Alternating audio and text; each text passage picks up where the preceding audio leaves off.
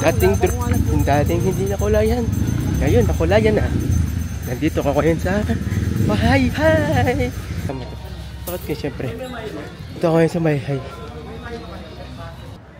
Shoutout pala kay ano, yung nag-aakit dito yung Mahayhay. Nag-aakit kasi sa akin dati eh, Mahayhay daw kami eh.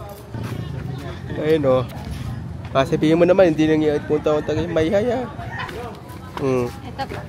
Admit 1. Yan ang entrance namin eh. Ito naman may makikita nyo sa ano, tanawin. Shout out sa'yo! Dito ako sa Mahayhay.